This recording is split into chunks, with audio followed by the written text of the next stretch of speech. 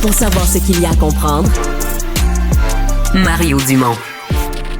La rencontre Maréchal Dumont. Qu'est-ce que ça va changer dans nos vies? Je t'entends, je te comprends, je me fais l'avocat du diable. Personne ne dit, pensez-vous que ça dénigre pas un peu le métier? Comment on change ça? Arrête de dire que tu vas le faire, puis fais-le.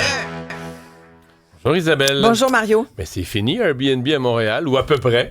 Ben, en fait, ce que ça nous montre, c'est qu'une fois de plus, on se trompe de personne quand on intervient. Ici, c'est la Ville de Montréal, l'administration de Valérie Plante, qui a décidé de serrer la vis aux gens qui louent leur résidence principale sur des plateformes de type Airbnb.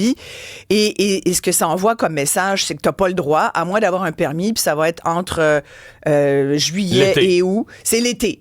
Et donc... Mais la résidence principale, mettons quelqu'un qui... je sais pas, mettons quelqu'un qui tout le mois de janvier, il travaille dans le monde de la danse, là. Puis tout le mois de janvier, il y a un contrat à New York. Puis il dit, ben moi, je veux dire, je vais faire des revenus... Mais prends des snowbirds, on en parle beaucoup en ce moment, là, des gens qui sont des snowbirds, c'est-à-dire des Québécois qui passent 3 mois d'hiver en Floride.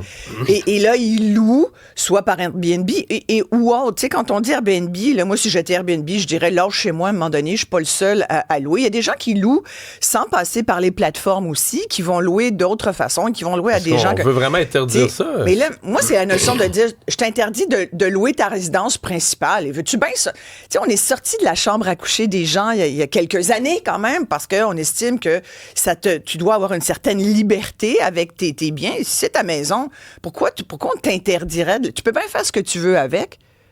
Je suis trop américaine dans ma façon de penser. Non, mais c'est parce que ça à quoi je pense qu'on voulait s'attaquer, c'est des entreprises qui achètent des condos ou des blocs, qui achètent du logement pour en faire des entreprises de Airbnb, qui ne font que du Airbnb. Eh bien, c'est tellement bien résumé, Mario, ce que tu viens de dire. Pogne ta phrase, puis ceux-là là, qui répondent à ces critères, là, légifère pour eux. Mais là, on passe la gratte en empêchant, puis plus largement, parce que la ministre du Tourisme, Caroline Proulx, aussi est aussi intervenue depuis les dernières années pour interdire les Airbnb, pareil pour les résidences principales, mais en gros, toute personne qui a un chalet ne peut plus louer son chalet ou à peu près. Ça devient vraiment... ou alors, tu peux louer 31 jours et plus. Ça, c'est les villes qui ont implanté ces règlements-là beaucoup. Ben, c'est-à-dire qu'elle le fait, elle donne la possibilité aux villes de le faire et tout. Puis là, tout le monde s'est garoché parce que ce qu'on dit, c'est que c'est ça qui contribue à la crise du logement. Tu sais, quand je dis qu'on se trompe de gens, qu'on punit les mauvaises personnes, on se trompe aussi de dossier. C'est pas ça l'enjeu de la crise du logement. Si le maire Marchand le disait encore cette semaine, d'ailleurs, la même Valérie Plante le disait cette semaine, ça va prendre une intervention plus grande parce que nous, on n'y arrive pas comme ville pour essayer de circonscrire cette crise humanitaire. Faut le dire, la crise du logement à Montréal et au Québec, c'est une crise humanitaire.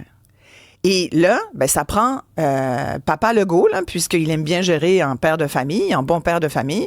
Ben là, c'est le temps de nous proposer un plan parce que les villes n'y arriveront pas toutes seules, Mario. Et c'est pas en interdisant, en serrant la vis au Airbnb, mais que je suis d'accord que des mauvais locataires comme ce propriétaire ou d'ailleurs des gens avaient loué et sans fenêtre.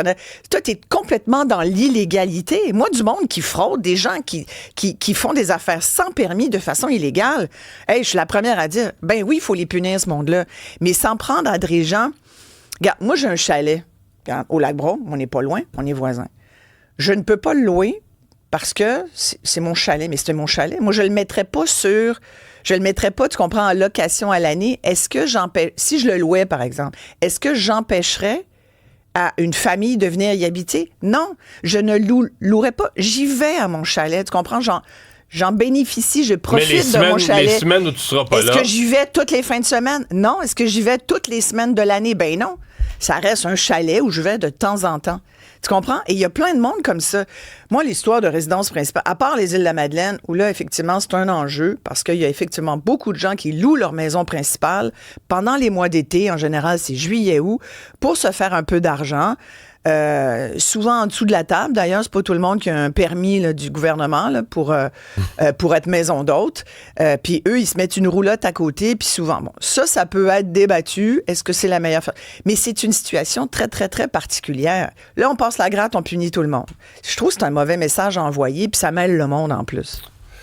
Il y a l'ancien Puis, hockey. il y a aussi l'histoire, puis je finis là-dessus sur Airbnb. Tu sais, Airbnb, c'est encore un phénomène de, ce qui est bon pour nous, c'est pas bon pour les autres. C'est-à-dire que nous, tout le monde chiale contre Airbnb. Il y a bien des monde qui vont être d'accord avec cette... Mais quand ils vont en vacances, mais quand ils vont en vacances, premier réflexe, tu vas sur Airbnb, si tu pourrais pas avoir quelque chose de pas trop cher. Tu sais, fait que, tu sais, à un moment donné... C'est pour ça que moi, j'essaie de rester cohérent. Moi, quand je voyage, j'utilise Airbnb. Ben oui. Fait que j'essaie d'appliquer. Pas que je veux qu'Airbnb prenne tous les logements. Je comprends l'enjeu. Mais il faut rester logique aussi. Puis ça, à mon avis, ce règlement-là tient pas la route du tout. Exact. L'ancien hockeyeur Noah Carson, coupable de viol collectif, là, il essaie d'amadouer le juge.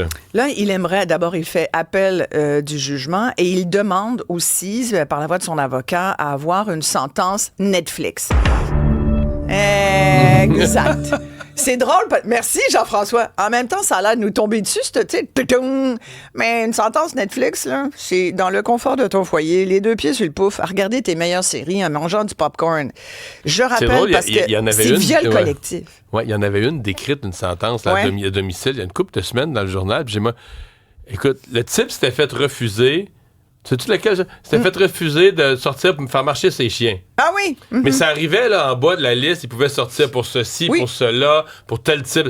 Écoute, tu dis, la liste était longue. Tu dis, OK, il était à la maison, mais il est bien, hein? Écoute, il y a plusieurs exceptions, là. Écoute, tu l'as bien présenté. Tu as dit viol collectif. On comprend que c'est le fils d'un cueilleur connu, mais c'est un jeune gars qui, visiblement, n'a pas eu d'éducation sexuelle. Son avocat, comme argument, dit, ouais, en même temps, sa vie, il y a eu son éducation sexuelle, il l'a faite dans les arénas. Fait que bon, tu sais, en même temps, ceci explique cela. C'est pas une excuse, là. Voyons donc que tu me sors cette énormité. Il a fait son éducation sexuelle dans les arénas. Ça nous permet de rappeler ce matin qu'il faudrait peut-être qu'il y ait une vraie éducation sexuelle dès le primaire, à mon avis. Mais là, juste le fait de dire ça, il y a sans doute des parents qui nous écoutent ce matin qui doivent dire, mais là, je veux pas que mon enfant sache trop d'affaires sur les pénis et les vagins. Tu préfères qu'ils apprennent sur Pornhub? Tu sais, il y a un moment donné, il va falloir être conséquent avec nous. Nos jeunes le demandent. Ils veulent avoir une éducation sexuelle. Ils veulent pas forcément en parler à la maison avec papa, maman, mais ils aimeraient ça être capable d'en parler Puis pas juste de dire aux filles, hey, les filles, faites attention, hein. Protégez-vous, vous pouvez tomber enceinte. On est encore là. Puis vous, les gars, faites attention, là. Tu sais, quand on parle de faire attention, c'est évite de mettre une fille enceinte. C'est encore ça. Alors que la notion de consentement est pas claire. Là, il y avait 3 gars sur une fille de 15 ans, elle était mineure. Lui, il avait 18. Il pensait qu'elle était consentante. T'es 3 gars sur une fille, tu penses que la fille veut? T'as-tu un petit doute? T'es-tu pas sûr? Écoute, sincèrement, j'espère qu'il n'aura pas de sentence Netflix. J'ai vérifié, il y a au moins 20% des agresseurs sexuels qui ont été condamnés à purger une sentence à la maison depuis les 5 dernières années au Québec. C'est quand même beaucoup, je trouve. C'est beaucoup trop. Surtout que c'est une tendance.